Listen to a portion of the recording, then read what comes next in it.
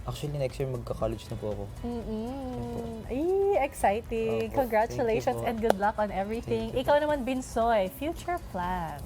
Para sa akin, no, siguro, syempre, attend muna ng mga workshops and then gusto ko kasing makita sa TV, makapag-perform.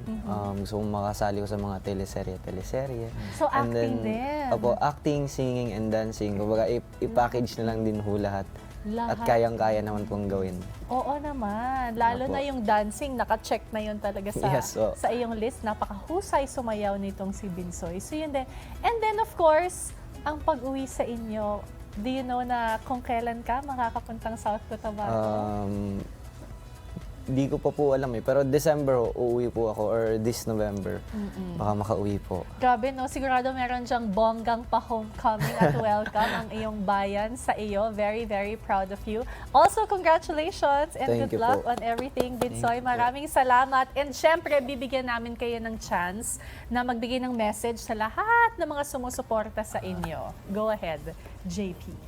Yun, sa lahat po ng sumusuporta sa akin, lalo na una-una ang mami ko po. Maraming salamat po sa Diyos. Thank you din po na grabe yung blessing po na binigay niya sa akin. Sa mga kapatid ko, sila Ate Nicole, Ate Micaela, Kuya Romano, Ate Star, lolo ko, lola, si Ma'am Alpha Carmina Valdez po. Maraming salamat po sa walang sawang suporta. Si Mama Kring, at yung mga pinsan ko po, sila Ate Angel, sila Ate Patty, yun po. Maraming salamat po sa suporta niya. At yung mga fans ko po dyan, mga naniniwala po sa akin. Mahal na mahal ko po kayong lahat. Yun lang po. Thank you, JP. Thank you po. Ikaw naman, Binsoy. Go ahead.